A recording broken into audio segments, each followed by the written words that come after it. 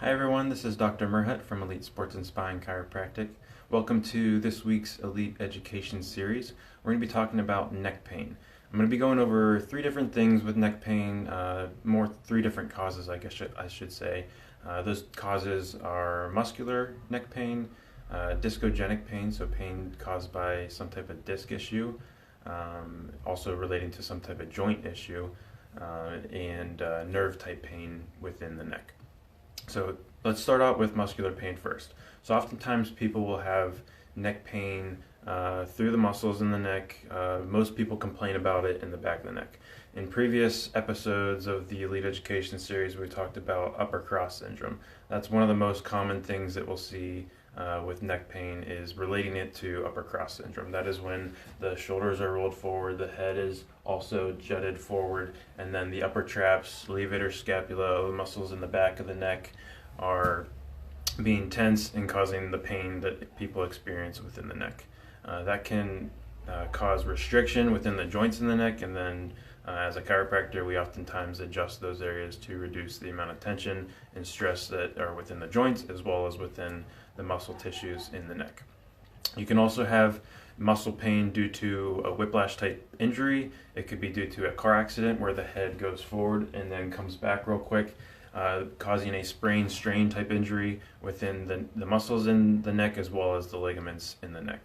It does not have to be a car accident to be a sprain strain injury. It could be if you're playing in sports, you get tackled, you get hit in a certain way, you get boards if you're a hockey player. All those types of things can happen with sprain strain type injury. So even if you're playing sports, it's important to be checked up every once in a while to see if you need any type of muscle work, any type of adjusting, things like that. Other thing to move on to is more of the discogenic type pain. So I'm going to show you the cervical spine and the neck up through here. All these things in between are the discs, and the white things are the bones. So your vertebra are right here, and then the discs are in between. If for some reason you have some type of disc injury, whether it's a disc bulge, disc protrusion, disc herniation, things like that, another model to show you what that may look like. This one right here pushing in towards the back, and then this one out here pushing towards the side. There are cases where those discs can press on those nerves and cause irritation to the nerves, but more often than not, it's actually a chemical irritation that's caused by the disc protrusion, and then there's certain chemicals within that area that irritate that nerve root, and that's where the nerve-like symptoms come from the neck and then go down into the arm, into the shoulder. So that's another example of things that can cause pain in the neck are the discs themselves. That can happen through another injury, just like we talked about with the sprain strain injury, the whiplash type injury. That can irritate or damage the disc. It can be a degenerative thing over time. So even just the upper cross syndrome that we talked about, where you're having the whole forward head posture, an abnormal posture, and an abnormal stress on a specific area can cause that disc to degenerate over time. So you can have degeneration within the bone itself, or you can also have degeneration within the disc. There can be one or the other, or there can be a combination of both. That over time can cause pain within the areas. The muscles will have a reactivity where sometimes they'll tense up to support that area because there's shortening of the discs and also the shortening of the body height of the vertebra themselves.